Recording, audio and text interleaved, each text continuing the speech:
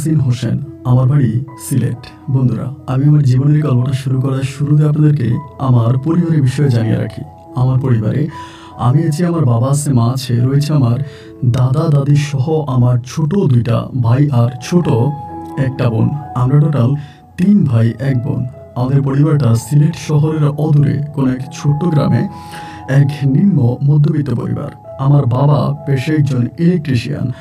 আমাদের এলাকাতে বিভিন্ন জায়গায় আমার বাবা ইলেকট্রিকের কাজ করত। সেই সময়টা এখনকার মতো না যে এত বেশি বিদ্যুৎ ব্যবস্থা ভালো ছিল। ঘরে ঘরে এরকম বিদ্যুৎ ছিল না। দেখা যায় 2-3টা বাড়ির পরে এক বাড়িতে হয়তো বিদ্যুৎ ছিল। তা আমার আব্বা সেই সময়তে ইলেকট্রিকের কাজ করত, কিন্তু সরকারি কোনো লাইসেন্স করা ইলেকট্রিক ব্যক্তি না। এমনি আমার আব্বা এটা কাজ পারত এবং সেজন্য বিভিন্ন জায়গায় গিয়ে আমার আব্বা এই ধরনের কাজ করত। তো এটার জন্য আমার দাদি সবসময় আব্বাকে বাধা দিত। ওই সময়টাতে তো কারেন্টের কাজ করার জন্য এত নিরাপত্তা ছিল না, এত বেশি নিরাপত্তা ছিল না। তো যার জন্য আমার দাদি বারবার আমার আব্বাকে বলতো যে তুই কারেন্টে ধরে মারাও যেতে পারিস, এগুলো করার দরকার নাই। ওই সময় আমার দাদার একটা মুদি দোকান ছিল। তা আমার কিন্তু কাকা ফুফি কেউ ছিল না, শুধু একমাত্র আমার বাবা, আমার দাদা দাদির একমাত্র সন্তান ছিল আমার বাবা। তো এই জন্য আমার দাদি সবসময় বলতো আমার আব্বাকে যে তুই এগুলা বাদ দিয়ে, এগুলা না করে তুই তোর বাবার সাথে মুদি দোকানে বস, এখানে বসলেও অনেক ভালো আয় উন্নতি হবে। কিন্তু আমার আব্বা কোনোভাবে আমার দাদির কথা শুনতো না। ইলেকট্রিক কাজটা যে শুধু আমার বাবার পেশা ছিল তাই নয়, এটা আমার বাবার নেশাতে রূপান্তরিত হয়। যখন নেশা হয়ে যায় তখন এটা আর ছাড়া যায় না।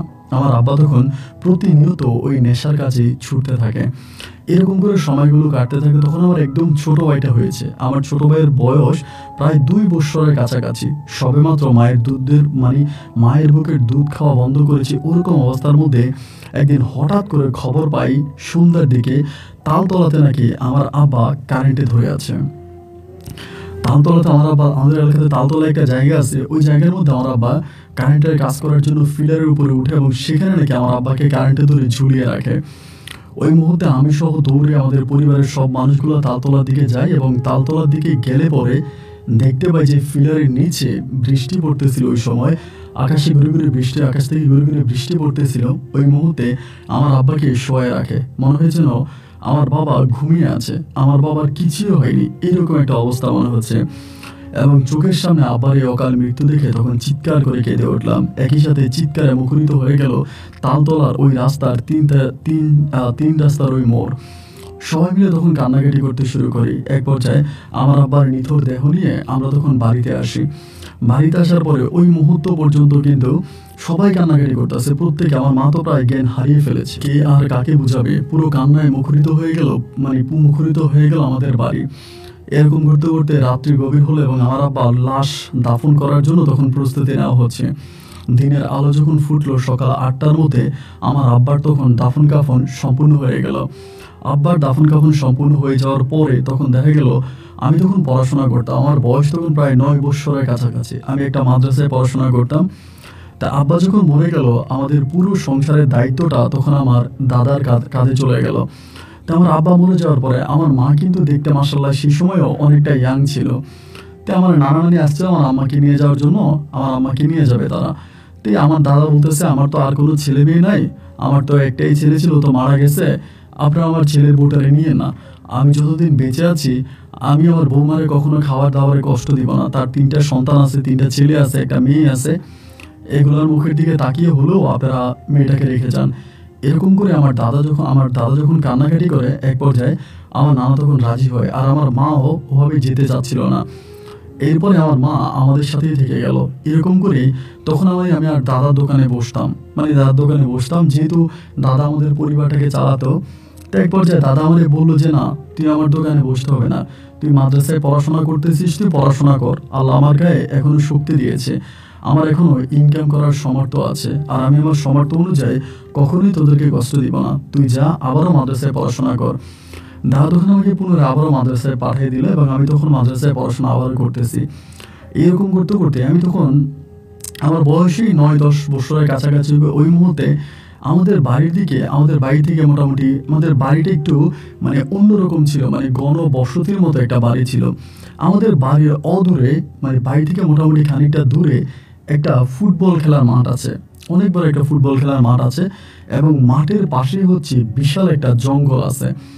তো অনেকেই মুখে শুনতাম, মানে আমাদের গ্রামবাসীর মুখে শুনতাম ওই জঙ্গলটাতে নাকি ভূতের বসবাস, এটা হচ্ছে ভূতের দখলই।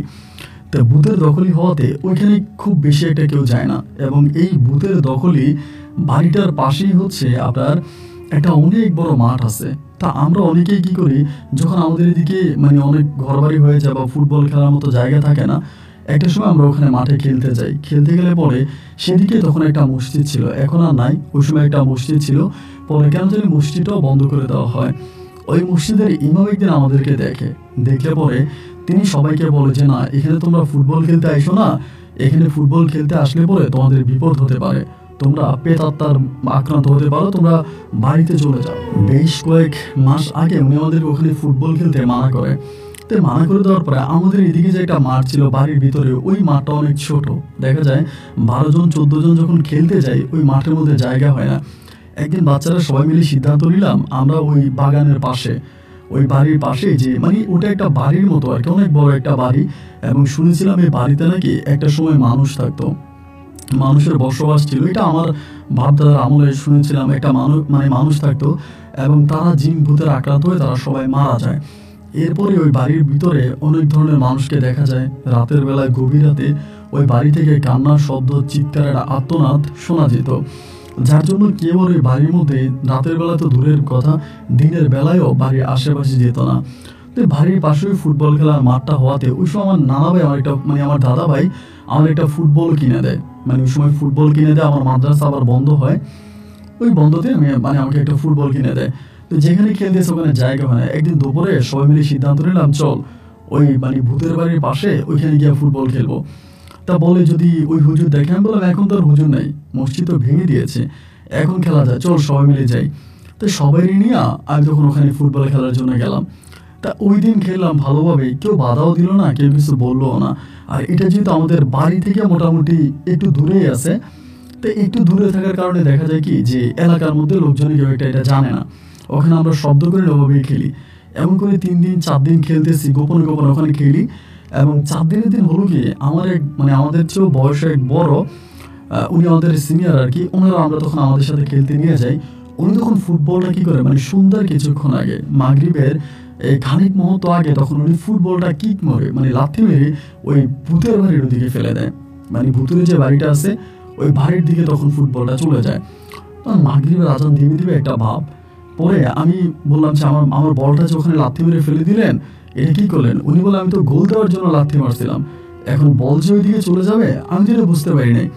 পরে আমি বললাম আমি যদি ফুটবল ছাড়া বাড়ি যাই তাহলে আজকে আমার মা আমাকে আস্ত রাখবে না, আমার মা আমাকে মেরেই ফেলবে। তা সবাই মিলে তখন বলতেছে একটা কাজ কর, আজকে তুই তোর মা যদি ফুটবলের কথা জিজ্ঞেস করে বলবি ফুটবল আমার ঘরে, আর কালকে আমরা দিনের বেলায় এসে ওই বাড়ির মধ্যে ঢুকে এরপর আমরা বলটাকে খুঁজে বের করবো। এই সিদ্ধান্ত নিয়ে তখন আমরা সবাই বাড়ি ফিরে গেলাম। ঠিকই বাড়ি আসছি বলে আমার মা আমাকে জিজ্ঞেস করছে কি রে তোর দাদা যে তোর ফুটবল কিনে দিল, ওই ফুটবল কই? আমি তখন মারে বলতেছি এটা রাহাতের বাড়িতে রেখে আসছি, রাহাতের বাড়িতে আছে, মানে আমাকে জাস্ট মাকে বুঝানো আর কি। যাই হোক মারে এরকম করে বুঝাইলাম, মাও বুঝলো। এরপরে দেখা গেল কি যে প্রতিটা মুহূর্তে মানে রাতটা আমার আর ঘুম আসছে না, মানে আমি রাতের বেলা চিন্তা করতেছি সকালবেলা ভূতের বাড়িতে কখন যাব, কখন আমার ফুটবলটা আনবো, আবার বলটা অন্য কেউ নিয়ে যায় কিনা, মানে ভিতরে প্রচন্ড রকমের একটা আহাকার কাজ করতেছে। দেখতে দেখতে রাত পড়িয়ে গেল, সকাল হলো। এবার আমরা সকালে সবাই আবার মাদ্রাসাতে যাইতাম, মাদ্রাসায় কোরআন পড়তে যাইতাম, কোরআন শরীফ পড়তাম। তা কোরআন শরীফ পড়তে পড়তে রাহা টাহা যারা আছে সবাই বললাম কি আমার তো এরকম করে ফুটবল আনতে হবে, আমার তো জিজ্ঞেস করছে। বলো আচ্ছা ঠিক আছে, মাদ্রাসা থেকে আগে যাই, এখান থেকে পড়ে যাই, এরপরে 9টার দিকে তুই মাঠে আসিস, মানে আমাদের যে ছোট মাঠটা আছে এখানে আসিস, তাই নিয়ে আমরা সবাই মিলে যাব। 9টার দিকে মাঠে গিয়ে দেখি বন্ধুরা 2 জন আছে, ওদেরকে বললাম কি রে ফুটবল আনার জন্য যাবো না? পর বলে এখন তো সবাই আসে না, তুই বিকেলবেলা আসিস, তাহলে বিকেলে সবাই আসবে। তো এরপর আর কি করবো, মানে মাদ্রাসায় চলে গেলাম। মাদ্রাসা থেকে আসছি বিকেলবেলা 4টার দিকে, আইসা মানে পায়জামা পাঞ্জাবি খুলে খাওয়া দাওয়া করে লুঙ্গি পরে গেঞ্জি পরে এবার ওই ছোটো মাঠের দিকে আসছে। আসি দিকে সবাই বসে আছে, মোটামুটি সবাই আসছে। পরে সবাই বললাম যে চল আমরা ওই ভূতের বাড়ির দিকে গিয়ে ওই ভূতের বাড়ি থেকে বলটা খুঁজে বের করবো। একজনে বলতেছে আমার মা আমার মানা করছে, আরেকজনে বলে রাতের বেলা ওখান থেকে কান্নাকাটির শব্দ শোনা যায়, এ বলে ওরে যাইতে বল, ও বলে ওরে যাইতে বল, মানে এক একজনে ধাক্কা দিচ্ছে, আসলে কেউ মূলত যেতে চাচ্ছে না।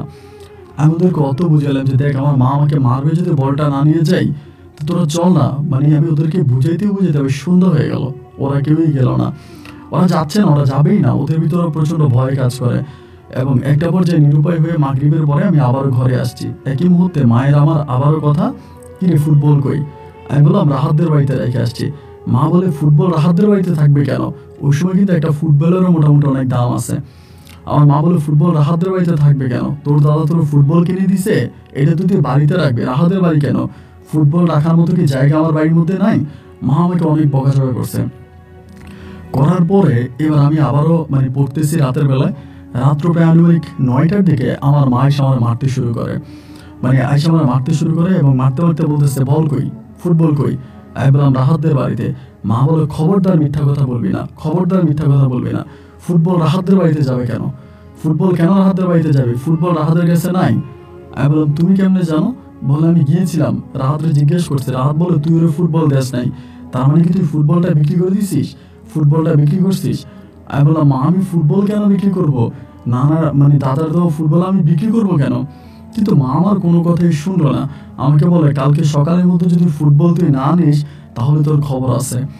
সকালবেলা এবার আমি কি করলাম, মাদ্রাসার দিকে গেলাম, যে সবাইকে বকাঝকা করতেছি, তোরা ফুটবল আনতে গেলি না, আমার আম্মা আমার মারতেছে, আমার বকাঝকা করতেছে। মাদ্রাসায় পড়া শেষ করে বাড়িতে আসছি, খাওয়া দাওয়া করছি। মা তখন আমার বলতেছে তুই মাদ্রাসায় যাওয়ার আগে, বড় মাদ্রাসায় যাওয়ার আগে তার ফুটবল খুঁজে বের করে আনতে হবে। ফুটবল কই আছে, আগে ফুটবল বের করে আন, এরপরে তুই মাদ্রাসায় যাইবি, মা আমারে বলতেছে। আমি তখন বললাম আচ্ছা ঠিক আছে, সমস্যা নাই, আমি ফুটবল আনবো। এই বলে ঘর থেকে খাওয়া দাওয়া করে বেরোইছি, বেরোয়া প্রত্যেকের কাছে যাইতেছি, প্রত্যেকের ঘরে ঘরে যাইতেছি। সবাই কেউ বলে মাদ্রাসায় যাবো, কেউ বলে মাঠে কাজ করতে যাবো, কেউ এটা বলে কেউ ওইটা বলে। আসলে মূলত কেউই আমার সাথে ফুটবল আনার জন্য ওই ভূতের বাড়ির ওইদিকে যায় না। একটা পর্যায়ে আমি নিরুপায় হয়ে চিন্তা করলাম যে আমিই যাব, আমি ওখান থেকে গিয়ে আমার বল আমাকে উদ্ধার করতে হবে। আসলে ওরা কেউই আমার সাথে যাবে না। একটা সময় আমি সিদ্ধান্ত নিলাম আমি একাই তখন যাব, এবং সবাইকে না পেয়ে আমি তখন একাই ভূতের বাড়ির পথে হাঁটতে শুরু করলাম। বুকটা তখন থরথর করে কাঁপতেছিল, ভিতরে প্রচণ্ড রকম ভয় কাজ করতেছিল। ভয় মনে হয় আমার শরীরে হিম চলে আসে। তারপরেও আমি আস্তে আস্তে আস্তে আস্তে করে ভূতের বাড়ির ওই দিকে যাচ্ছিলাম। চারিদিকে শুনশান নীরবতা, যদিও দিনের আলো, আকাশে সূর্য ফুটে আছে, এরপরেও কেমন জানি আমার কাছে মনে হয়েছে পৃথিবীটা অন্ধকারে ঢাকা। আমি আস্তে আস্তে করে ভূতের বাড়িটা একেবারে জঙ্গলে ঘোরা, মানে জঙ্গলে ভিড়া। আমার কাছে মনে হয় 50-60 বছরেও এই বাড়ির মধ্যে কোনো মানুষ ঢুকেনি। এবং বাড়িটা পাখিরা আখড়া, মানে প্রচণ্ড রকমের পাখিরা বসবাস করে। পাখির পায়খানা, মরা পাখি, পাখির পালক পরে বাড়িটা একেবারে জন্য যাচিন্ন হয়ে আছে। আমি আস্তে আস্তে করে বাড়ির সম্মুখের দিকে যাচ্ছিলাম, এবং যেতে যেতে একটা পর্যায়ে আমি মাঠের দিকে ওইদিকে গেলাম, মানে বাড়িটার ওই উঠানের দিকে। এবং উঠানের দিকে গেলে পরে আমি দেখলাম যে আমার ফুটবলটা উঠানের কর্নারের মধ্যে পড়ে আছে। ফুটবলটা দেখার পরে আমার ভিতর তখন একটা শান্তি নেমে আসছে যে যাই হোক আমি ফুটবলটা পাইছি। এবং ফুটবলটা পাওয়ার পরে পিছনের দিকে ফিরে তাকায় দিকে আমার মা দাঁড়িয়ে আছে, চোখগুলো একদম লাল লাল বর্ণ করে আমার দিকে তাকিয়ে আছে। মাকে দেখার পরে তো আমার শরীরে ভয় ঢুকে গেল, কি রে মা এখানে কোত্থেকে আসলো? মা আমারে বলে তোর এই বাড়িতে আসতে কে বলছে? এমনি আমারে বলতেছে। আমি বলি মা আমি তো তোমার কাছে ভয়ে বলি নাই, আমার বড় ভাই লাথি মারছে, তা ফুটবলটা এই বাড়ির দিকে চলে আসছে, এখন আমি কি করব? ফুটবল না নিলে তো তুমি আমায় মারবা, এই জন্য আমি মা বাধ্য হয়ে ফুটবলটা নিতে আসছি। মা আমারে বলে আজকে তোরে মেরেই ফেলবো। এই কথা বলে আমার কানে ধরে মা তখন নিয়ে যাচ্ছে। তা আমি দেখলাম মা আমার মানে ওই বাড়ির মধ্যেই ঘুরাইতেছে, মানে বাড়ির মধ্যে ঘুরাইতেছে বলে বাড়ি থেকে বের করতেছে। মানে আমি এটাই দেখতেছি, দিনের বেলায় তো, রাত তো না, দিনের বেলা আমাকে বাড়ি থেকে বের করতেছে। বের করে করে করে করে আমাকে আমাদের বাড়িতে আনছে, মানে আমাদের যে বাড়ি আমাদের বাড়িতে আনছে। দেখেন আমি ক্লিয়ার করে বলি, মা কানে ধরে ধরে আমাকে ওই ভূতের বাড়ি থেকে আমাদের বাড়িতে নিয়ে আসছে। তা আমাদের বাড়িতে আনার পর আমি কাউরে দেখি না, দাদাও নাই, দাদিও নাই, আমার বোনেরাও নাই, ভাইও নাই, কেউ বাড়ির মধ্যে নাই। মা তখন বললো খাইয়ে তাড়াতাড়ি মাদ্রাসায় যা, এইটা আমার বলতেছে। আমি বললাম তাহলে খাবার দাও। এই কথা বললাম পরে মা তখন প্লেটে করে কতগুলো কাঁচা মাংস নিয়ে আসলো। কিসের মাংস আমি জানি না, মনে হয় যেন রক্ত বেরিয়েছে মাংসগুলো থেকে। এগুলোই না আমার বলে খা। আর ওই সময় আমার বয়স তখন প্রায় 10-11 বছরের কাছাকাছি। তা আমি তো একেবারে ছোটও না, আমি তো মোটামুটি প্রায় সব কিছুই বুঝি। যখন আমাকে এটা খাবার দিল আমি তখন বললাম ও মা এটা তুমি আমার কি দিলা, আমি এটা কি খাবো? মা বলে কেন, খাবার খা। আমি বললাম আমি কি কাঁচা মাংস খাবো নাকি? তুমি আমার ভাত দাও, আমার সাথে এরকম করতেছো কেন, আর কাঁচা মাংস আনছো থেকে। এই কথা বলা মাত্রই ওই আমার মারতে শুরু করলো। একটা লাঠি নিয়ে আসছে, আইসে আমার দাম দাম মারতে শুরু করলো। আমি বলো আমার মারো কা, আমার মারতেছ কা? মা বলতেছে এই মাংস খাইতে হইব, এটাই খা, এটা খাইতে বলছে খা, মানে আমার এরকম করে জোর করতেছে। পরে আমি যখন জোরাজোরি করতেছে আমি বললাম ঠিক আছে খাবো, আমরা মাইরো না। এরপর আমি তখন এক টুকরো মানে এই মাংসের মধ্যে এক টুকরো কামড় দিলাম, শুধু মাংসের মধ্যে এক টুকরো কামড় দিলাম, এটাই আমার মনে আছে। এরপরে আমার আর কিছু মনে নাই। এবং এরপরে আমার যখন স্মরণ আসে বা জ্ঞান আসে, আমি তখন দেখি আমি ঘরের মধ্যেই শুয়ে আছি, আমাদের ঘরের মধ্যে। এবং শুয়ে থাকা অবস্থায় আমি জানালা খুলে দেখি উঠানে আমার মা কি জানি করতেছে। আমি কিন্তু বারবার আমার মাকেই দেখতে পাচ্ছি, আর কাউকে কিন্তু দেখি না, দাদারও দেখি না। তারপরে এখানে কিন্তু রাতও হয় না, মানে এমন একটা অবস্থা, মানে কেমন জানি মনে হচ্ছে যেন রাত দিন হয় না, এইরকম একটা পরিস্থিতি। তো দেখা গেল যে আমি তখন মানে উঠলাম বিছানা থেকে, উঠা আস্তে আস্তে করে উঠানের দিকে আসলাম। উঠানে এসে আমার মারে বলতেছি, ও মা, দাদা কই, আমার বোন কই, ভাইয়েরা কই? মা বলে কেউ বাড়ি নাই, যে যার কাজে গেছে, তুই যা শুয়ে থাক। ধমক দিল আমারে, খুব জোরে ধমক দিল, যা শুয়ে থাক। যখন ধমক দিল, মায়ের ধমক খেয়া আমি তখন আবার শুইতে চলে গেছি। তো শুইতেছি, গড়াগড়ি করতেছি, এবং একটা পর্যায়ে আমি বের হয়েছি, মানে ঘর থেকে বেরিয়েছি। বেরোয় আমি বলতেছি যে আমি একটু বাইরে থেকে আসতেছি, মাঠ থেকে আসতেছি। আমরা মাঠে যাবে কেন, আবার ভূতের বাড়িতে যাওয়ার জন্য? ভূতের বাড়িতে যাওয়ার জন্য মাঠে যাবে? একদম খবরদার, ঘর থেকে বেরোবে না। ঘরের মধ্যে আমাকে আটকে রাখা ভাই। একটা পর্যায়ে সন্ধ্যা ঘনিয়ে আসে। সন্ধ্যা ঘনিয়ে আসলেও পরে আমি তখনও বলতেছি, কি গো মা, আমার ভাই কই, বোন কই, দাদা কই, দাদি কই? এদের কথা বললে আমাকে মারে, এদের কথা বললে আমাকে ধমক দেয়। মানে আমি তখন আসলেই বুঝতে পারছি না যে আমার সাথে কি হচ্ছে বা আমার সাথে কি ঘটতেছে। এরকম করে আমাকে ঘরের মধ্যে আটকে রাখতেছে, আমি খাবার খাইতেছি, বের হইতেছি, আর মনে মনে চিন্তা করতেছি, কি রে, বাড়ি থেকে দাদা আসে না, দাদি আসে না, আমার বোন কই, আমার ভাইয়েরা কই, মা কেন আমার সাথে এরকম করতেছে? কিন্তু মনের ভিতরে অত কিছু আসে না, মাকে তো দেখতেছি না। এবং একটা পর্যন্ত ওই দিয়ে আমাকে একটু কাঁচা মাংস খাইতে দিচ্ছে, অতটুকুই। এরপর থেকে কিন্তু আমাকে ভালো খাবার দিচ্ছে, ভাত দিচ্ছে, মাছ দিচ্ছে, বা নর্মালি আমরা যে ধরনের খাবারগুলো খাই না, এই ধরনের খাবারগুলোই কিন্তু আমাকে দিচ্ছে। এবং আমি কিন্তু এই ধরনের খাবারগুলোই খাচ্ছি। শুধু আমি আমার ভাই বোনকে দেখতেছি না, দাদাদিকে দেখতেছি না, কাউকে দেখি না। ওই ঘরের মধ্যে আমাকে ঘর থেকে বেরোতে দেয় না। কতদিন কেটে গেল আমার কোনো হিসাব নাই। আমি মাদ্রাসায় যাইতে বললে মাদ্রাসায় যাইতে হবে না, স্কুলে যাইতে বললে স্কুলে যাইতে হবে না। তবে রাতের বেলা আবার আমার ঘুম ভাঙে না। ধরুন আমাকে খাওয়া দাওয়া করে আমাকে ঘাটে শোয়াই দিচ্ছে, তো আমার ঘুমিয়ে যায়। অনেক সময় রাতের বেলা আমার ঘুম ভাঙতো, বাট ওই মুহূর্তটাতে রাতের বেলা আমার ঘুমও ভাঙে না। ওই নিয়ে ওই খাটের মধ্যেই থাকতেছি, খাটের মধ্যেই খাইতেছি, ওইখানে ঘুমাইতেছি, ঘরের বাইরে আর আসা আমার নিষেধ। এমন করতে করতে অনেকগুলো দিন কেটে গেল। একদিন দেখলাম কি, উনি ঘরের দরজায় বসে বসে কান্না করতেছে, আমার মা। ঠিক কান্না করতেছে, আমি বললাম কি হইলো, কান্না কেন করতেছে, হেরে বসে বসে কান্না করো কেন? আমারে বলে তুই যা, এরকম করে বলতেছে, মানে কান্না করতে করতে বলতেছে। এবং ওনার হাতের মধ্যে কি জানি, মানে মনে হয় উনি ব্যথা পাইছে এরকম। পরে আমি বললাম, ও মা কি হয়েছে, হাতে কি ব্যথা পাইছো, কি হয়েছে? আমার বলে কথা বলিস না, এদিক দিয়ে যা, মানে এদিক দিয়ে যা, আমাকে শুধু এটাই বললো এদিক দিয়ে যা। তাই আমি বললাম যে এদিক দিয়ে আমি কই যাব, এদিক দিয়ে আমি যাবো কই? আমার আম্মা বলে, মানে মা বলতেছে এদিক দিয়ে যা। তো যখন 2-3 বার বললো, আমি তখন এদিক দিয়ে মানে দৌড় দিলাম, একটা দৌড় দিলাম। দৌড় দিতে দিতে মানে দৌড়াইতে আমি দেখতেছি কি, যে আমি ভূতের বাড়ি থেকে বেরোইতেছি। মানে আমাকে তো উনি অনেক দিন আগেই ভূতের বাড়ি থেকে বের করে আমাদের বাড়িতে আনছে। আমি আমাদের বাড়িতে এতদিন ছিলাম, এখন আবার যখন দৌড় দিল, উনি বলে এই রাস্তা দিয়ে দৌড় দে, এটা আমাদের বাড়ির পিছনের একটা রাস্তা। তো বাড়ির পিছনের রাস্তা দিয়ে যখন আমি দৌড় দিলাম, আমি দেখলাম যে আমি দৌড়াইতে ভূতের বাড়ির দিকে, মানে ভূতের বাড়ি থেকে বের হইতে আসি। তখন আমি দিলাম চিৎকার, ভয় পেয়ে গেছি ওই মুহূর্তে। এবং চিৎকার দিয়ে সামনে যাওয়ার পরে দেখলাম আমার দাদা, আমার দাদি, আমার ওইখানে, এবং আমার মা ওইখানে দাঁড়িয়ে আছে। মাকে দেখার পরে আমি অবাক, কিরে মা এই জায়গায় আসলো কোথা থেকে? আমি তো মায়ের কাছ থেকে ওইখানে আসলাম, ওইখানে তো আমার মা ছিল, তাহলে এটা কে, এই মহিলাকে? পরে আমি মায়ের কাছে এসে কাঁপতেছি, মানে এরকম ধরপর করে কাঁপতেছি।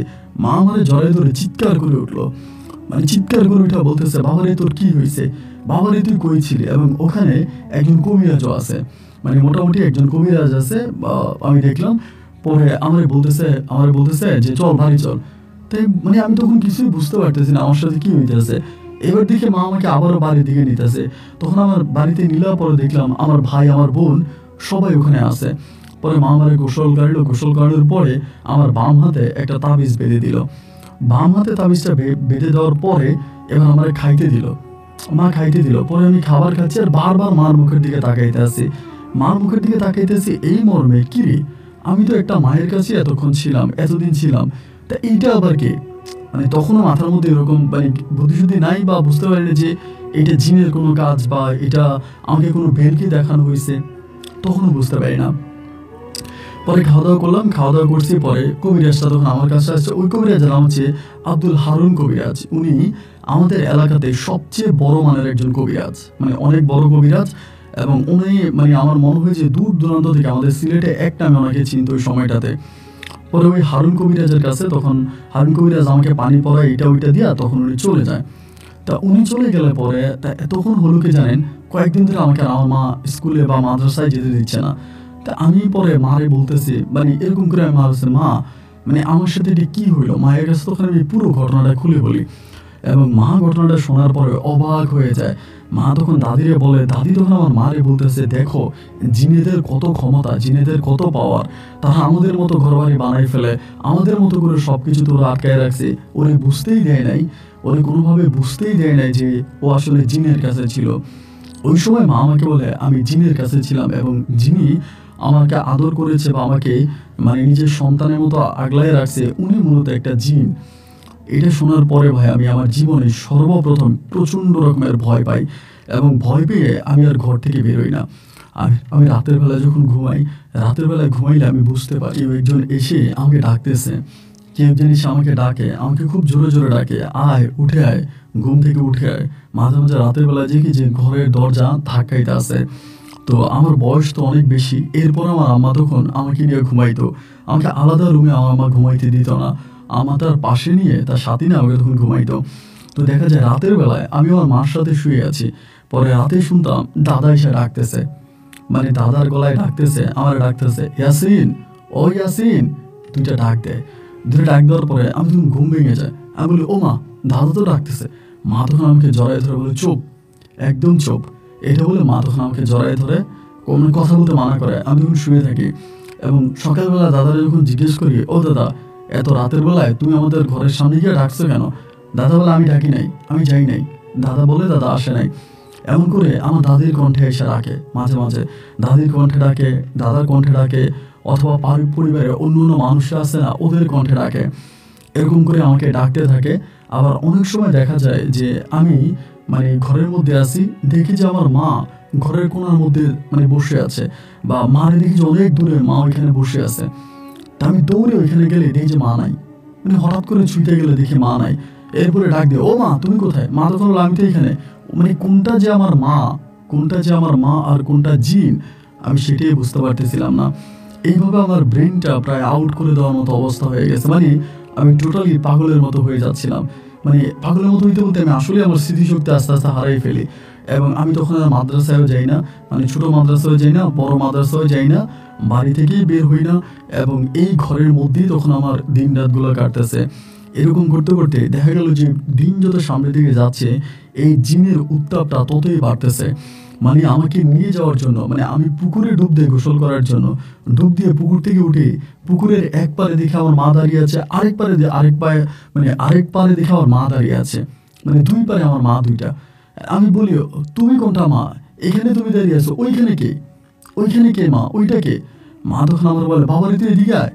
উনিও বলে, বাবারে তুই এদিকে আয়। আমি তখন জায়গার মতো অনেক সময় অজ্ঞান হয়ে যেতাম, এবং এরকম করতে করতে আমি হঠাৎ জ্ঞান হারিয়ে ফেলতাম। আমার মা তখন পুরো নিরুপায় হয়ে যায়, যে কি করবে বুঝতে পারে না। আমার হাতে তাবিজ পরিয়ে রাখে। এরপরে ওই জিনের উত্তাপ থেকে মা আমাকে বাঁচাতে পারে না। এরপরে মা আর দাদা দাদি মিলে একদিন আমাকে ওই আব্দুল হারুন কবিরাজের বাড়িতে আবার নিয়ে যায়। নিয়ে গেলে পরে আব্দুল হারুন সাহেব তখন আমাকে নিয়ে বসে আমার মাকে বলতেছে, মূলত এই জিনের বাড়িতে বা জিনের কাছে এই ছেলেটা দীর্ঘদিন যাবৎ ছিল, এবং দীর্ঘদিন যাবৎ থাকার কারণে ওই জিনটা ছেলেটাকে পছন্দ করে ফেলেছে, এবং পছন্দ করার কারণে এই জিন মহিলাটা ছেলেটাকে বারবার নিয়ে যাওয়ার জন্য চেষ্টা করতেছে, এবং ছেলেটাকে সে সুযোগ পেলে নিয়ে যাবে। আসলে তাবিজ তোমার পরে ছেলেটারা বাড়িতে রাখতে পারবা না, ছেলেটারা আগে পরে জিনে নিয়ে যাবে। আমার মা তখন চিৎকার করো আর পা ধরে বলতেছে, আমি আপনার পা ধরে বলতেছি, আমার ছেলেটারা বাঁচান, আমার স্বামী মারা গেছে, আমি আমার 3টা সন্তানকে বুকে জড়িয়ে ধরে বেঁচে আছি, আমার সন্তানটা যদি হারিয়ে যায় আমি কিন্তু বাঁচবো না। আমার মা তখন কান্না করতে করতে এমন তো অবস্থায় তখনই আব্দুল হারুন কবিরাজ আমার মাকে বলতেছে, দেখো একটা কাজ করেন বোন, আমি আর কি বলবো আপনাকে, আমি যতটুকু বুঝি বা আমার ক্ষমতা যতটুকু আছে ততটুকু আমি করেছি। তাবিজ তোমান দিয়ে যতটুকু বন্দি করা যায়, যতটুকু আটকানো যায় আমি অতটুকু আটকাইছি। কিন্তু ওই জিন মহিলাটা অনেক পাওয়ারফুল, তার অনেক ক্ষমতা, যার জন্য সে আমার তাবিজ অপেক্ষা করেও ছেলেটার কাছাকাছি চলে আসতেছে। একটা কাজ করেন, ছেলেটারে নিয়ে না ছেলেটা আমার বাড়িতে দিয়ে যান, আমার বাড়িতে থাকুক, আমার বাড়ি পুরো বন্ধ করা, এবং যেভাবে আমার বাড়ি বন্ধ করা, আমার বাড়ির মধ্যে এই মহিলা জিনটা আসতে পারবে না। ছেলেটা এই বাড়িতে কয়েকদিন থাকুক বা কয়েক মাস থাকুক, এবং এরপরে আপনারা ছেলেটাকে নিয়ে যান। এটা বলে আমার মা বলে, আলহামদুলিল্লাহ, আলহামদুলিল্লাহ, আপনি যেটা বলছেন আপনার কথাই আমি রাখছি, আপনার কথাই আমি মানছি। তাহলে আজকে থেকে ইয়াসিন আপনার বাড়িতেই থাকবে, ইয়াসিনকে আমি আর নেবো না, ইয়াসিন আপনার বাড়িতেই থাকবে এবং ভালো হওয়া পর্যন্ত, সম্পূর্ণ সুস্থ হওয়া পর্যন্ত আপনার বাড়িতে থাকবে। আমার মা তখন বলে, তো আমার ছেলে এই বাড়িতে থাকার জন্য কোনো টাকা পয়সা দিতে হবে কিনা? আব্দুল হারুন কবিরাজ তখন আমার মাকে বলে, না, আমাকে কোনো টাকা পয়সা দিতে হবে না, আমি কোনো টাকা পয়সা চাইও না, ছেলে আপনার ছেলে আমার বাড়িতে থাকুক এবং থাকলেই হবে। যেদিন সম্পূর্ণ সুস্থ হয়ে যাবে আমি আপনাদেরকে খবর দেবো, আপনি এসে নিয়ে যাবেন। এই কথা বলার পরে তখন আমাকে এই আব্দুল হারুন কবিরাজের বাড়িতে রেখে আমার মা, দাদা, দাদি সবাই তখন চলে যাচ্ছে। আমি কান্না করতেছি, আমি এখানে থাকবো না, আমি চলে যাবো, আমার ভালো লাগতেছে না, আমি এখানে থাকবো না, আমার ভালো লাগে না, আমি কান্নাকাটি করি। পরে আমার মা বলে, এই বাড়িতে তুই থাক, তোর যদি আমি সাথে করে নিয়ে যাই তাহলে জিনেরা তোরে নিয়ে যাবে, জিনেরা তোরে থাকতে দিবে না, জিনেরা তোরে নিয়ে যাবে, তুই থাক এই বাড়িতে, বাবা না ভালো, তুই থাক। মানে এরকম করে আমার মা তখন আমার মাথায় হাত বুলিয়ে কান্নাকাটি করে আমাকে এই আব্দুল হারুন কবিরাজের বাড়িতে আমার মা রেখে তখন চলে যায়। আমি তখন ওই হারুন কবিরাজের বাড়িতে পড়ে আসি। তো এই বাড়িতে পড়ে থাকা অবস্থায় দেখা যায় এরকম করে আমি মানে সারাক্ষণই কান্নাকাটি করি, মানে কিছু করি না। ওনার আবার বউ আছে, ওনার এই বউরা আমার ডাকে ডেকে, বা ওনার এখানে যারা খাদেম আছে, খাদেমরা আমাকে খাবার টাবার দেয়, খাবার খাই। আবার খাদেমরা যেখানে থাকে ওইখানেই ঘুমাই, মানে খাদেমরা যে জায়গায় থাকে ওই খাদেমদের সাথেই ঘুমাই এবং ওইখানেই খাওয়া দাওয়া করে ওদের সাথেই আসি। মানে বেশিক্ষণ সময় মন খারাপ করে থাকি, মানে কান্নাকাটি করি, এমন একটা অবস্থায়। কয়েকটা দিন কেটে যাওয়ার পরে হারুন কবিরাজ একদিন আমাকে কাছে ডাকলো, ডাইকে আমাকে বলতেছে, ইয়াসিন তুমি এরকম কান্নাকাটি করো কেন? আমি বললাম, আমার ভালো লাগে না, আমি আমার মানে স্কুলে মাঠে আমার অনেক বাচ্চাদের সাথে খেলাধুলা করতাম, ওদের সাথে মাঠে যেতাম, ঘুরতে যেতাম, কত মজা মাস্তি করতাম, কত আনন্দ ফুর্তি করতাম।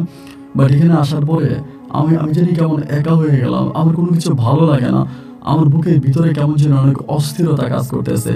উনি তখনই বললো, একটা নাম ধরে ডাক দিল, নাম ধরে ডাক দেওয়ার পরে খুব সুন্দর একটা মেয়ে তখন ঘর থেকে বেরিয়ে আসলো। আসার পরে এই মেয়েটাকে দেখে আমি তো অবাক হয়ে গেলাম যে এটাকে। আমি ওনাকে জিজ্ঞেস করলাম যে এই মেয়েটাকে, বলে এটা আমার মেয়ে, নাম হচ্ছে তামান্না। পরে ওই মেয়েটা হয়তো আমার বয়সের 1 থেকে 2 বছরে বা 2 বছরের ছোট হবে এরকম। তো এই মেয়েটা আসার পরে মেয়েটাকে বলতেছে, তামান্না ওর নাম হচ্ছে ইয়াসিন। এই কয়েকদিন ধরে কিন্তু মেয়েটা দেখি নাই। পরে বলো, ওর নাম হচ্ছে ইয়াসিন, তা ওরে নিয়ে একটু ঘুরে আইতো এদিক সেদিক থেকে, ওর মনটা অনেক খারাপ। তো এটা বাবার বাড়ির বাউন্ডারি বাইরে যাইছে, ওনার বাড়িটা কিন্তু বাউন্ডারি করা, চারপাশে বলে বাউন্ডারি বাইরে যাবি না, ওরে নিয়ে। পরে উনি বলতে আমি তখন অবাক হয়ে গেলাম। তো এটা বলার পরে মেয়েটা তখন আমার বলতেছে, আসেন, আমার ডাক দিছে। ডাক দেওয়ার পরে আমার নিয়ে হাঁটতেছে। ছোট মানুষ তো, এই মেয়েটাও ছোট, আমিও তখন 10-11 বছরের ছেলে, বুঝেন তো, আমিও তো অতটা বড় না। পরে আমি বলতেছি যে, আমার বলে, কি হয়েছে আপনার, মানে আপনি কি এখানে মানে আটকে রাখছে কেন, আপনি এখান থেকে যেতে দেয় না কেন? মেয়েটা আমার বলে। আমি করে মেয়েটাকে বললাম যে এমন এমন ঘটনা, এই পরিস্থিতি, এই কারণে আমাকে এখানে আটকায় রাখছে, আমাকে যাইতে দেয় না। মানে আমার এই পুরোটা ঘটনা শোনার পরে না সে অবাক হয়ে গেল। সে আমার বলতেছে যে এটা কেমন কথা, আপনি কি এখানে আটকায় রাখছে, তাহলে বলতে আপনি কি এখান থেকে যেতে দিবে না? আমি বললাম যে না, কবে দিবে তা তো জানি না, তা আমরা এখানে আটকায় রাখছি এই সমস্যার কারণে। এদিন তার সাথে অনেকক্ষণ ঘুরলাম এবং দুজনে মিলা, ও আবার লুডো খেলতে পারে, ঘর থেকে লুডো বের করে আনলো, এনে আমার বলতেছে, লুডো খেলবেন? আমি বললাম, জি খেলবো। পরে লুডো আনছে, পরে দুজনে বসে লুডো খেলাম। এরপরে না আমার সময়গুলো খুব ভালোই কাটতেছে, মানে একটা পর্যায়ে আমার এই বাড়ি থেকে যেতে ইচ্ছে করে না। কিন্তু এই হারুন কবিরাজ কিন্তু আমার কবিরাজি, মানে উনি কিন্তু ওনার মতো করে আমার মানে চিকিৎসা করে যাচ্ছে। পানি পড়া, তাবিজ পড়া, এটা ওইটা অনেক কিছু আমাকে দিতেছে, মাঝে মাঝে আমার তাবিজ পরিবর্তন করতেছে। এভাবে প্রায় 7 থেকে 8 মাসের মতো আমি এই হারুন কবিরাজের বাড়িতে থাকি। এবং এই 7 থেকে 8 মাসের ভিতরে এই কবিরাজের বাড়িতে থাকার সুযোগে তামান্নার সাথে আমার একটা সম্পর্ক তৈরি হয়। আমি জানি না ছোট বয়সের ওই সম্পর্কটাকে কি বলে, শুধু আমি এটুকু জানি, তামান্নার সাথে কথা না বলতে পারলে আমার ভালো লাগে না। মনে হয় যেন তামান্না না থাকলে আমার পুরো পৃথিবীটাই অন্ধকার হয়ে যায়। এই তামান্না শুধু তামান্না না, আমারই তামান্না। এরকমটাই তখন আমার কাছে মনে হচ্ছিল, এবং তামান্নাও আমার প্রতি খুব সিরিয়াস হয়ে যায়, অনেকটা সিরিয়াস হয়ে যায়। ও আমাকে অনেকটা ভালোবেসে ফেলে। ছোট মানুষ তো, ছোট বয়সে এই ছোট্ট মিষ্টি প্রেমের সম্পর্ক তখন তামান্নার সাথে আমার গড়ে ওঠে। এভাবে বেশ প্রায় 7 মাসের মতো কেটে যায়, এবং 7 মাস কেটে গেলে পরে উনি একদিন আমাকে ডাইকা বলে যে, ইয়াসিন তুমি এখন বাড়ি যেতে পারো। আমারে বলে। আমি বললাম বাড়ি যাবো? বলে হ্যাঁ তুমি। এর মাঝে কিন্তু প্রতি মাসে মাসে 1-2বার করে আমার দাদা দাদি, মা, আমার বোন, আমার ভাই এরা আমার দেখতে আসতো, এবং আসার সময় আমার জন্য প্রচুর খাবার দাবার নিয়ে আসতো। কবিরাজ টাকা নিত না, এরপরও জোর করে আমার দাদা কবিরাজের হাতে টাকা গুঁজে দেওয়া যাইত যে না আপনি এটা নিয়ে যান, আমার আমার নাতি আপনার বাড়িতে থাকতেছে, খাইতেছে, আপনি এটা নিয়ে যান। জোর করে হলেও কবিরাজের হাতে আমার নানা, আমার দাদা হচ্ছে টাকা গুঁজে দিয়ে যাইত। এভাবে 7 মাস পরে তখন আমার এখানে থাকার সময় পুড়িয়ে গেছে, সময় শেষ। 7 মাস পরে আমি তখন ফিরে গেলাম আমার বাড়িতে। কিন্তু বাড়িতে যাওয়ার পর না কোনোভাবেই মনটা না টিকতেছে না। মনটা খালি আনচান করতেছে, কখনো এইদিকে কখনো ওইদিকে, বারবার খুব খারাপ লাগতেছে। বন্ধুদের সাথে মিশতেছে, তখন কিন্তু আমি কোনো তাহবিজও ব্যবহার করি না, বা ওই যে জিনিসটা মানে যে জিনিসটা আমার ক্ষতি করতো, ওই পরিটা বা ওই জিনটা, ওইটাও কিন্তু আর আমার কাছে আসে না। এটাও আমার কাছে আসে না। কবিরাজ শুধু বলে দিয়েছে ওই বাড়ির দিকে যাতে আমাকে যেতে না দেওয়া হয়, আমি যাতে ওই বাড়ির আশেপাশে না যাই। তো আমি আর ওই বাড়ির আশেপাশে যাই না, ওই ভুতুরে বাড়ির সামনে আশেপাশে যাই না, বাড়ির মধ্যে আসি। এরকম করতে করতে মন খুব খারাপ লাগতো। তো তামান্না কিন্তু পড়াশোনা করতো, মাদ্রাসায় পড়তো, ওইখানের একটা মাদ্রাসায়। তা আমি কি করতাম, প্রতিদিন সকালবেলা ওই মাদ্রাসার সামনে গিয়ে দাঁড়ায় থাকতাম। তা ও আমার দিক মানে তো মাঝে মাঝে ওরে আমি মাদ্রাসায় নিয়ে যেতাম, আবার মাদ্রাসা থেকে নিয়ে আসতাম। এরকমও কিন্তু লাস্ট কয়েকটা মাস আমি করছি ওনার বাড়িতে থাকা অবস্থায়। তো এরপরে দেখা গেল কি যে তামান্না মানে মাদ্রাসায় গেলে পরে আমি মাদ্রাসার সামনে দাঁড়িয়ে থাকতাম। ও আসতো, আসলে আমার সাথে বসে বসে গল্প করতাম। রাস্তার ধারে বসে, বিলের পাশে বসে, বটগাছের নিচে বসে ওর সাথে আমি ঘন্টার পর ঘন্টা কথা বলতাম। ও আমাকে অনেকটা ভালোবাসে, এবং আমিও ওকে অনেকটা ভালোবেসে ফেলি। এরকম করতে করতেই তখন আমার সময়গুলো কাটতে থাকে। একটা পর্যায়ে আমার দাদা মোটামুটি প্রায় অনেকটা অসুস্থ হয়ে পড়ে। তামান্নার সাথে আমার অনেক স্মৃতি আছে, অনেক ভালোবাসা আছে, অনেক ঘোরাঘুরের গল্প আছে। এগুলো বলতে গেলে হয়তো 2-3 দিনেও শেষ হবে না। তো শুধু এইটুকুই বলি, তামান্নার সাথে আমার অনেক প্রেম ভালোবাসা জমে যায়, এবং এরকম করতে করতে আমার জীবন থেকে প্রায় আপনার 7 থেকে 8 বছরের মতো পেরিয়ে যায়। আমি তখন দেখতে একেবারে টাকরা জোয়ান, আমার বয়স প্রায় 19 থেকে 20-এর কাছাকাছি। ওই মুহূর্তে আমার দাদা অনেকটা অসুস্থ হয়ে যায়, এবং উনি আগের মতো করে ব্যবসা বাণিজ্য করতে পারে না, দোকান পাট চালাইতে পারে না। ওই মুহূর্তে দাদার দোকানটাতে সম্পূর্ণভাবে আমি বসি, দাদার দোকানটা আমি চালাই, দাদার দোকান সম্পূর্ণভাবে আমি পরিচালনা করি। এইরকম করেই তখন সময়গুলো কাটতেছে, এই সময়গুলো কাটতেছে, এবং তামান্নার সাথে আমার প্রেমের সম্পর্কটা আস্তে আস্তে করে আরও গভীরতার দিকে পৌঁছিয়ে যাচ্ছে। একটা পর্যায়ে আমি তখন আমার দাদার কাছে তামান্নাকে বিয়ের বিষয়ে বা তামান্নাকে পছন্দের বিষয়ে আমার দাদাকে আমি জানাই। মানে তামান্নারও কিন্তু এরকম না যে ওর বিয়ে ঠিক হয়ে যাচ্ছে বা বিয়ে দিয়ে দিচ্ছি, এরকম কিছু না। এরপরেও ওরে ছাড়া থাকতে না আমার ভালো লাগে না। আমার কাছে মনে হয় আমার খাটে যদি ও থাকে আর আমি ওকে জড়িয়ে ধরে ঘুমোতে পারি, তাহলে পুরো পৃথিবীটাই মনে হয় আমার কাছে চলে আসবে, শান্তির ঘুম আমার চোখে এসে বাসা বাঁধবে।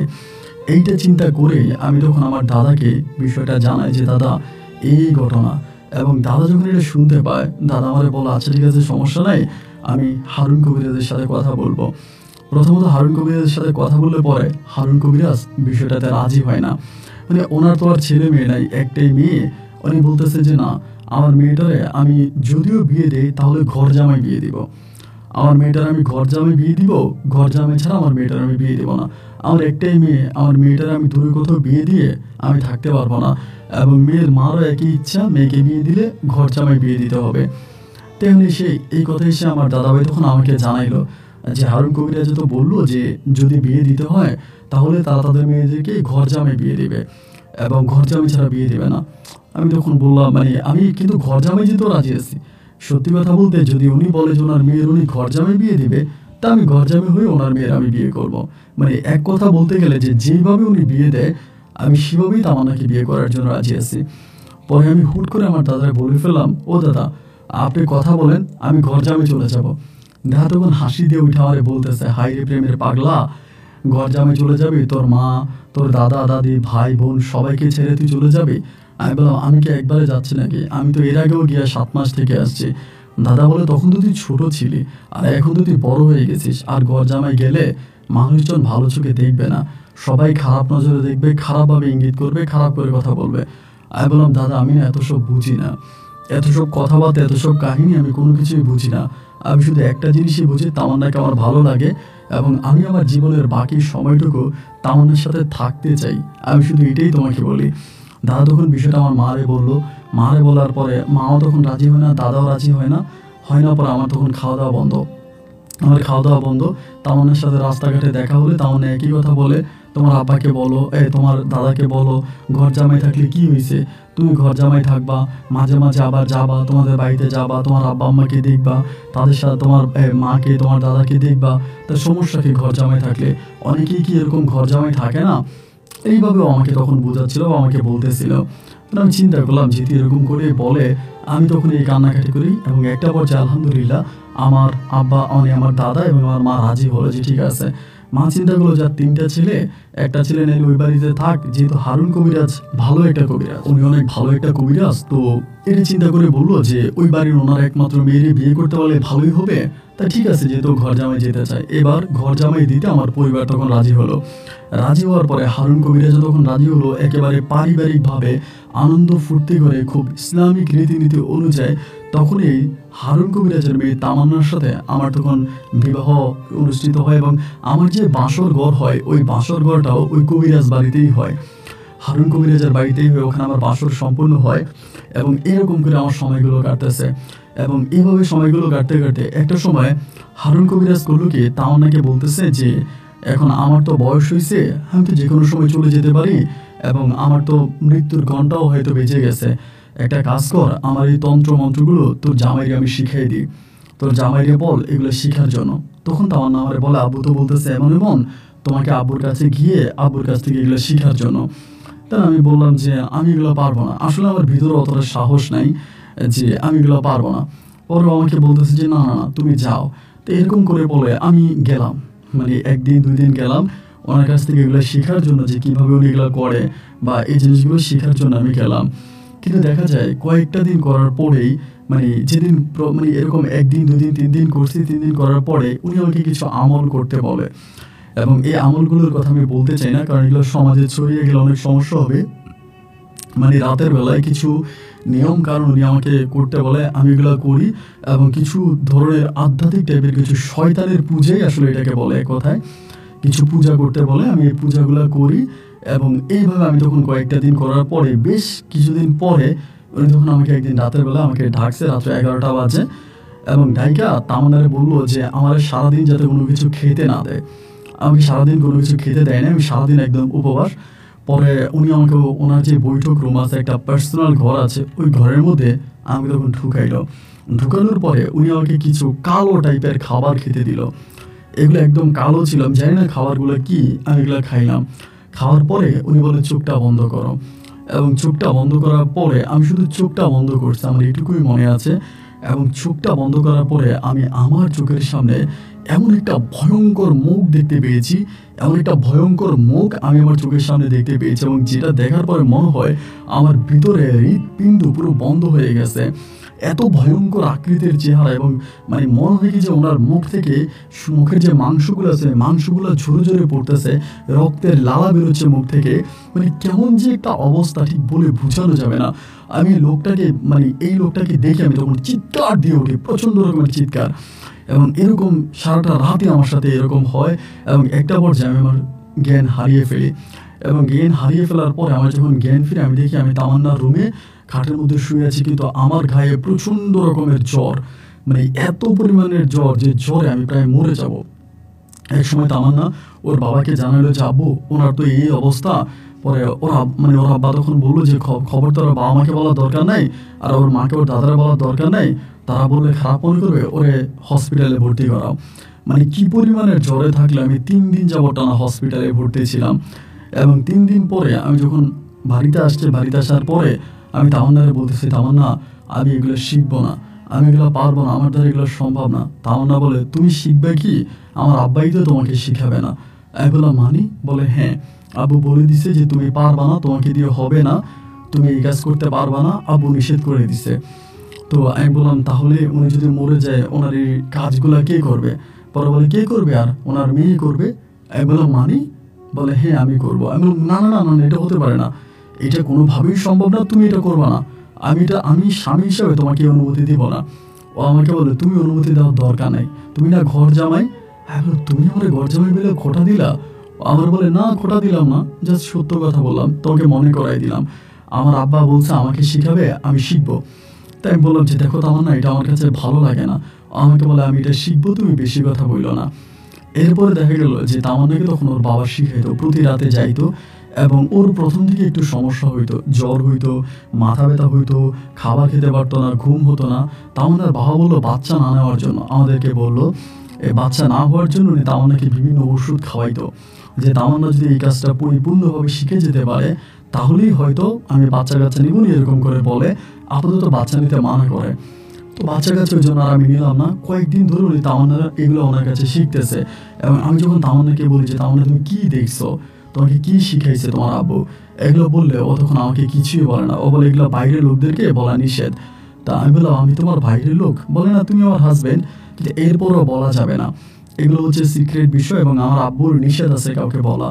তাই বললাম যে আচ্ছা ঠিক আছে। পরে এরকম করতে করতে অনেক দিন ধরে শিখলো, এবং শিখার পরে একদিনও হঠাৎ করে দেখি যে রাতের বেলায় শিখা দুপুরের দিকে ওর বাবার রুম থেকে এসে কান্না করতেছে। ওর রুমে এসে মানে আমার ঘরে এসে কান্না করতো, কিন্তু এত রাতে মানে মধ্যরাতে আসে না। যেদিন ওইটা শিখার জন্য যায় বা ওর বাবা যেদিন ওকে নিয়ে যায় ও কিন্তু ফজরের আগে আসে। ওই দিন দেখলাম যে মধ্যরাতের দিকে এসে দরজা ধাক্কাইতে আসে। পরে আমি দরজা খুলছি, খুলে আমার এখানে এসে কান্না করতেছে। আমি বললাম কি ব্যাপারটা, আমার না কান্না করতেছো কেন, ঝামেলা কি হয়েছে? বলে আমার আব্বাকে মারছে। আমি বললাম তোমার আব্বাকে মারছে, কে মারছে? বলে তুমি জানো না আব্বাকে কে মারতে পারে? আমি বললাম মানে এটা কি ধরনের কথা, তোমার আব্বাকে মারবে কেন? বলে আমার আব্বা জিনেদের একটা দরবারে গেছিল। বলে আমার আব্বা জিনের একটা দরবারে গেছিল, একটা দরবার করছিল, এবং সেই দরবারে আমার বাবা ন্যায্য রায় দিয়েছে, মানে যেটা সঠিক রায় এইটা আমার আব্বা দিয়েছে, এবং ওই রায়টা দেওয়ার পরেই ওই যাদের বিপক্ষে গেছে তারা আমার আব্বাকে মারছে। আমি বললাম যেহেতু তোমার আব্বার এখানে তো জিন বুথ ঢুকার কথা না, তোমাদের বাড়ি তো চারপাশে তাবিজ দিয়ে মানে বাউন্ডারি দেওয়া বা বাঁধা, এর ভিতরে জিন ঢুকবে কেমন করে বা তোমার আব্বাকে মারবে কেমন করে? ওই তখন আমাকে বলে তুমি এত কিছু বুঝবা না, তুমি এগুলো বুঝবা না, তোমাকে এগুলো বলে লাভ নাই, তবে প্রার্থনা করো আমার আব্বার যাতে কিছু না হয়। এবং এরপর থেকেই দেখলাম যে আমার শ্বশুর আস্তে আস্তে আস্তে আস্তে করে কেমন জানি শুকিয়ে যাচ্ছে, প্রচণ্ড রকমের শুকিয়ে যাচ্ছে, এবং শারীরিক অবস্থা ওনার দিনে দিনে আরও খারাপের দিকে যাচ্ছে, এবং উনি আগের মতো খাওয়া দাওয়া করে না, বেশিরভাগ সময় গম্ভীর হয়ে বসে থাকে। মানে দেখে মনে হয় ওনার ভিতরে খুব বেশি একটা টেনশন। তামান্না বলতেছে আমার আব্বা একটা ভুল করে ফেলছে, আমার আব্বা একটা ভুল করে ফেলছে। এখন কি ভুল করছে এইটা কিন্তু আমার কাছে ভেঙে বলে না, আমার কাছে ভেঙে বলে না যে আমার আব্বা এই ভুলটা করছে এবং আব্বার এই ভুলের কারণে এই ধরনের সমস্যা হচ্ছে, এগুলো কিছু আমাকে বলে না, শুধু বলে আমার আব্বা ভুল করছে। তো এখন ওর আব্বা কি ভুল করছে তারা আমি জানি না। এরকম করতে করতে আমার শ্বশুর একেবারে দিনে দিনে শুকিয়ে যায়, এবং মাঝে মাঝে আমার শ্বশুরের রুম থেকে তামান্নাও থাকে, এবং আমার শ্বশুরও থাকে যে রুমের মধ্যে তামান্না শিখে প্র্যাকটিস করে, ওই রুম থেকে অনেক মানুষের কথা শোনা যায়। ধরেন একটা মেল বা একটা দরবারের মধ্যে মারামারি হলে যেরকম শত শত মানুষ থাকলে মারামারি হলে যেরকম একটা শব্দ শোনা যায় না, এরকমই ঘরের বাইরে থেকে মানে বাইরে থেকে শব্দ শোনা যায়। আমি তখন বারবার তামান্নারে ডাক দিই, উঠানে গিয়ে তামান্নারে ডাক দিলে ও তখন রেগে বের হয়, বের হয়ে আমাকে বলে এরকম ভাবে আমাকে ডাকবা না, এরকম করেও আবার ঘরে ঢুকে দেয়। এরপর থেকে প্রতি রাতে যখনই ও যাইতো ওরা আবার ওখানে ও গেলেও এরকম ভাবে চিৎকার চেঁচামেচি শোনা যাইতো ভিতরে, ও না গেলেও চিৎকার চেঁচামেচি শোনা যাইতো।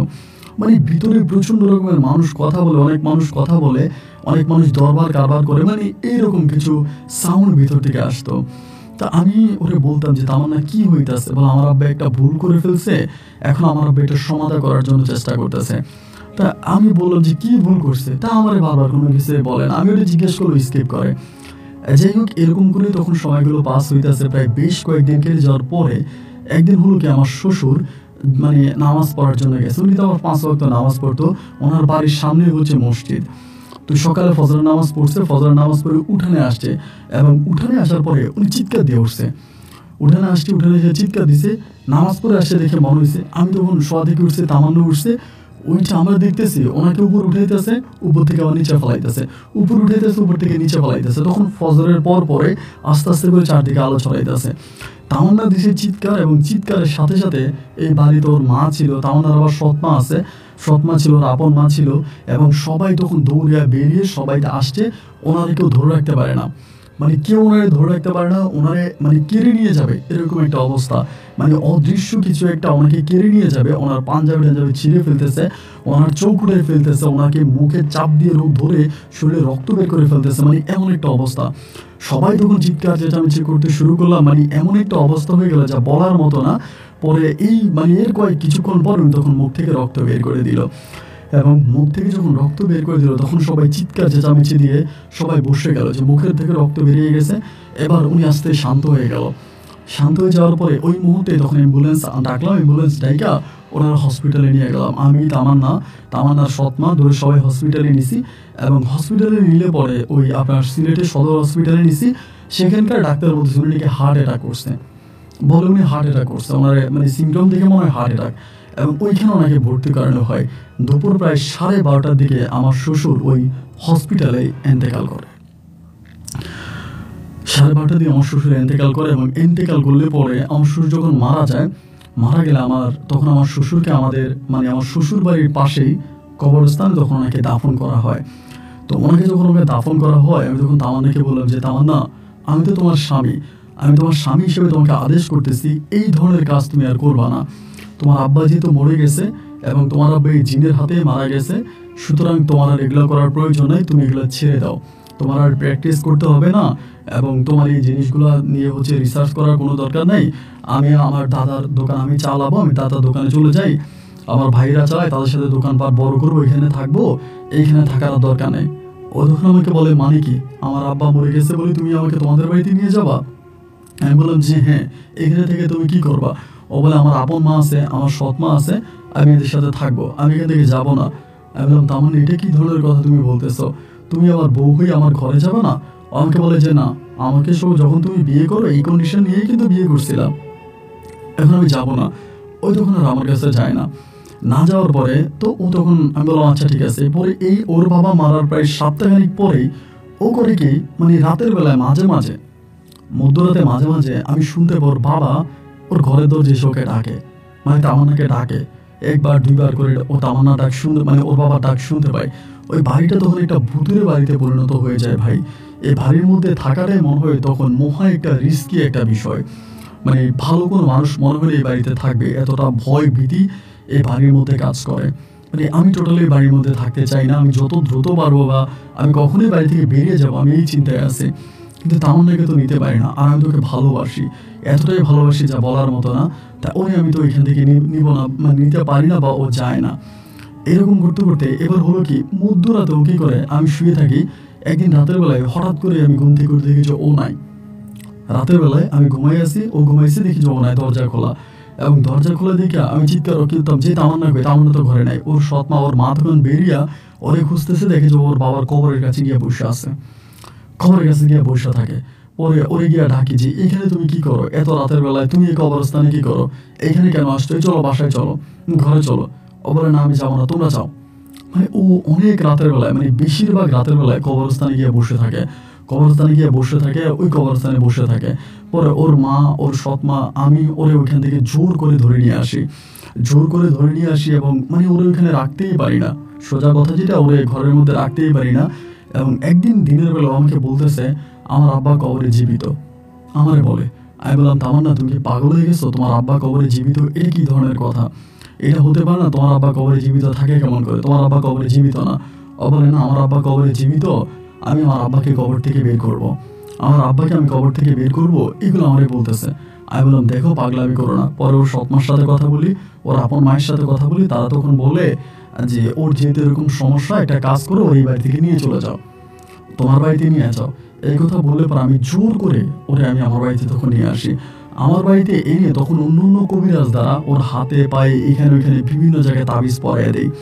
তো তাবিজ পরাইলেও পর অনেক কবিরাজরা আমারে বলে, ওরে আপনি রাখতে পারবেন না, ওরে আপনার পক্ষে রাখা সম্ভব না, ও আপনাকে ছেড়ে চলে যাবে, এটা কবিরাজরা বলে।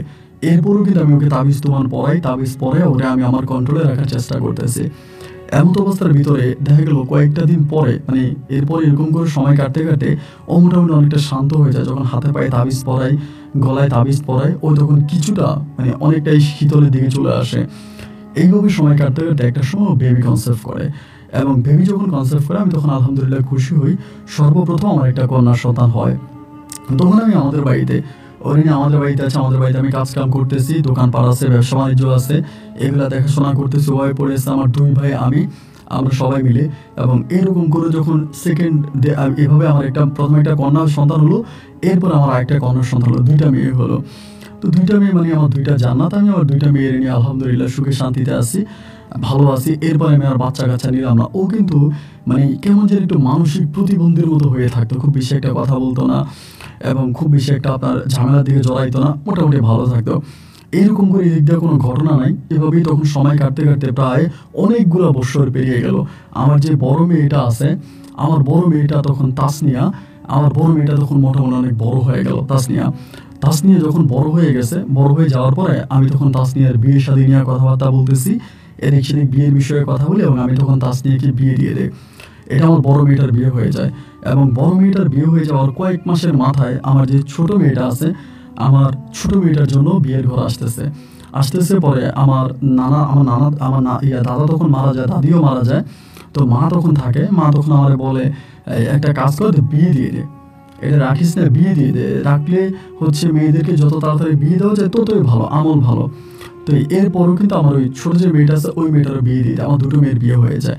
তো এখানে আমি একটা বিষয় বলে রাখি, তামান্না কিন্তু মানসিক প্রতিবন্ধীর মতো বসে থাকতো, কারোর সাথে খুব বেশি একটা কথা বলতো না, কারোর দিকে তাকাইতো না। এই যে অনেকগুলো বছর কেটে গেল, ওর ভিতরে কিন্তু ওভাবে কোনো পরিবর্তন আসে নাই। আমার মেয়েগুলো বিয়ে শাদী হয়ে যাওয়ার পরে আমার মেয়েগুলো থাকা অবস্থায় কিন্তু অনেকটা শান্ত ছিল। ওর পাশে আমার মেয়েরা ঘুমাইতো, ওর নিয়ে আমার মেয়েরা আলোড়ে দোলড়ে করতো। ও তখন মোটামুটি একটু আনন্দ ফুর্তির মাঝে ছিল। কিন্তু এরপরে দেখলাম ও মানে কেমন যেন একটু অন্যরকম হয়ে গেছে, আবার সে আগের মতো, মানে 20 বছর আগেও যেরকম ছিল আবারও আগের মতো করে ও বলে আমার বাবা আমারে ডাকে। এবার আমি আবারও তাবিজ তো বানাই না, ওরে পড়াই না, কাজ হয় না। এবার করে কি, ও আবারও আজ থেকে প্রায় 20 বছর আগে যেরকম ওর বাবার কবরে গিয়ে বসে থাকতো, আমাদের বাড়ি থেকে ওর বাবার কবর কিন্তু বেশ দূরে, অনেক দূরে। আমি অবাক হয়ে যাই, ও আধা ঘন্টার মধ্যে কীভাবে ওর বাবার কবরে চলে যায়। আমি দেখলাম ও এখানে বসে আছে, কথাবার্তা বলতেছে বা ঘুমাইতেছি, হঠাৎ করে দেখি যে ও নাই। আমি সাইকেল চালাই ওর বাবার কবরের কাছে যাই, গিয়ে দেখি যে ওইখানে বসে আছে। তাই ওইখান থেকে ওরা বলছে, তার মানে এখানে তুমি কীভাবে আসলা? আমার বলে আমার আব্বা আমারে নিয়ে আসছে। মানে অবাক করা বিষয়, বাবা ওরে নিয়ে আসছে আমরা বলতেছে। এবং অনেকদিন দেখি যত বয়স হয়েছে, আগের মতো শরীর অত শক্তি নেই, ওই দিকে যে কবর খোঁড়ে, আমার বলে আমার আব্বা কবরে জীবিত, আমি আব্বারে বের করবো। আবার সে আগের পাগলামি, আমার আব্বা কবরে জীবিত, আমি আব্বারে বের করবো। আমার মেয়েরা আসে শ্বশুর বাড়ি থেকে, মেয়ের জামাইরা আছে, আর সবাই বোঝায় যে আম্মা এগুলো কি করতেছেন, আপনার বয়স হয়েছে, আপনি এগুলো কি করেন না। ও কারো কথাই শোনে না। ও বলে আমার আব্বা কবরে জীবিত, আমি আমার আব্বারে কবর থেকে উঠাবো, আমার আব্বা কবরে আছে, আমি আব্বাকে উঠাবো। শেষ পর্যন্ত আমি কি করছি ভাই, আপনি বিশ্বাস করেন, ও যেহেতু কবর থেকে লাশ উঠেই ফেলবে, আজকে উনি মারা গেছে, আজকে শ্বশুর আবার মারা গেছে প্রায় এত বছর, এখান থেকে ও লাশ উঠেই ফেলবে। আমি তখন এই চারপাশে, মানে কবরের চারপাশে এবং উপরে, চারদিকে উপরে, মানে একদম নিচে গাঁথনি করে, নিচে অনেক ফিলার দিয়ে আমি তখন একদম পুরো ঘরের মতো করে এটাকে করছি, যাতে লাশটা উঠাইতে না পারে। এরকম করে আমি তখন বিশ্বাস করেন চারপাশে, একদম 4-5টা ওরকম করে দিয়েছি, যাতে লাশ উঠাইতে না পারে। কখনো গিয়া লাশ উঠাই ফেলে, ঠিক আছে, দিয়ে কি যে কবরের পাশে গিয়ে বসে থাকে, সারাদিন সারা রাত ওখানে বসে থাকে। এই করতে করতে একদিন হঠাৎ করে ওরে খুঁজে পাওয়া যাচ্ছে না, ও কোথায় চলে গেছে। সবাই তখন মানে পাগল হয়ে গেল, কিনা আমার মেয়ের জামাইরা, মেয়েরা সবাই খুঁজেছে, ওরে পাওয়া যায় না। আমরা তখন খুঁজি, এদিক খুঁজি, ওদিক খুঁজি, 3 দিন পর্যন্ত ওর কোনো সন্ধান পাওয়া যায় না। 3 দিন পরে হঠাৎ করে এক লোক এসে আমার বাড়িতে বলতেছে তামান্না নাকি ওর বাবার কবরে। কিন্তু ওর বাবার কবরে ও কোথেকে আইলো? বলতেছে ওর বাবার কবরে। পরে আমরা সবাই মিলে দৌড়ে যাই, দেখে কি যে পশ্চিম দিকে একটু জঙ্গলের মতো আছে কবরটার, ওই দিকটা দিয়া ও কবরের মানে এই দেওয়ালটা ছিদ্র করে ফেলছে।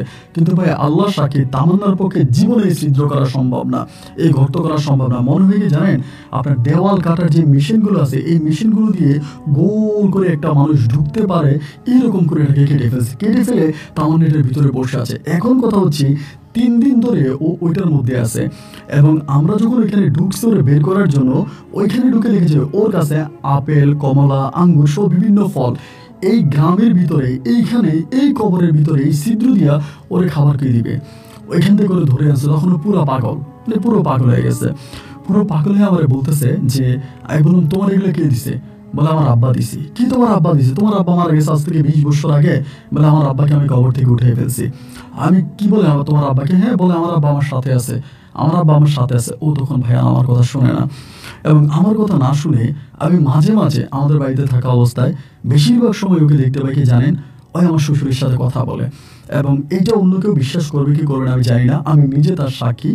আমি শুনতে পাই ও একটা ঘরের মধ্যে মানে বসে আছে, ওর বাবার সাথে কথা বলতেছে।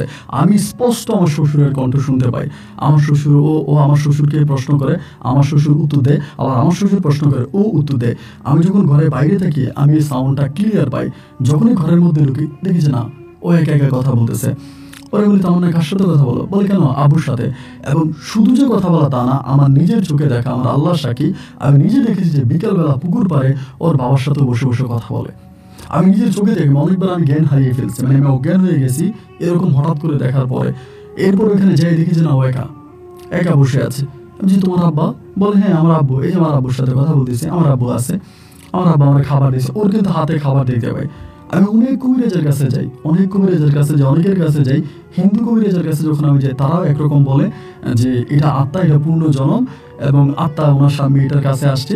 আবার মুসলিমদের কাছে বলে তারা বলে একটা বদ জিন এই মেয়ের বাবার সুরুদ ধরে মেয়ের কাছে আসতেছে।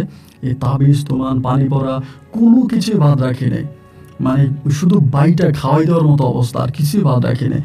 কোনোভাবেই ওকে ভালো করা গেল না, কোনোভাবেও ভালো হলো না। কিন্তু এখনকার পরিস্থিতি, মানে এখনকার কথা বললে আপনি বিশ্বাস করবেন না, এখন পর্যন্ত ঠিক এই মুহূর্ত পর্যন্ত, এখন তো ওর অনেক বয়স হয়েছে, আমার অনেক বয়স হয়েছে, এখন পর্যন্ত একই ঘটনা। আমার ছোট ভাইয়ের বউ, এরা তো আর মানে তামান্নার শ্বশুরে চিনে, মানে তামান্নার বাবারে চিনে না। আমার ছোট ভাইয়ের বউয়েরা পর্যন্ত বলে, বলে যে আমারে বলে ভাইয়া দেখছি ভাবির সাথে বসে বসে একটা লোকে কথা বলে, বয়স্ক একটা লোক বসে বসে কথা বলে, এরকম চেহারা আমারে বলে। আমি গিয়ে দেখি যে একা বসে আছে, এবং এটা আমার পরিবারের সবাই দেখছে। স্টিল এটা এই পর্যন্ত, আমি যে আপনাকে গল্পটা লিখতেছি এখন পর্যন্ত এরকম ঘটনা। ও রাতের বেলা উঠে বলে আমার আব্বা আসছে, একটু আব্বার সাথে কথা বলে আসি। পাশের রুমে গিয়েও কথা বলে, আমি স্পষ্ট ওর বাবার কণ্ঠ শুনতে পাই, কিন্তু আমি ভিতরে ঢুকে দেখেও পাই না। অনেক মিলাদ পড়াইছি, দোয়া পড়াইছি, একসাথে 5টা গরু জবাই দিয়া আমি ওর বাবার কবরের কাছে মানুষকে খাওয়াইছি, কিন্তু একটু কমে আবার যেই সেই। এখন আর চিকিৎসা করি না, এখন ওর বয়স হয়েছে, ও যে কোনো সময় মারা যাবে, ওর চিকিৎসা করি না। আমার বলে আমি মারা গেলে আমার বাবার কবরের পাশে আমাকে মাটি দিয়ে আমি আর বাবা একসাথে থাকবো। এখন এই বাপ মেয়ের মিল, প্রেম, ভালোবাসা এগুলো আছে। তো কী করবো ভাই জানি না, এই বউ নিয়ে আমি এই পর্যন্ত সংসার করতেছি। আমার মেয়েগুলোকে বিয়ে শাদী দিচ্ছে, তারা শ্বশুর বাড়িতে ভালো আছে,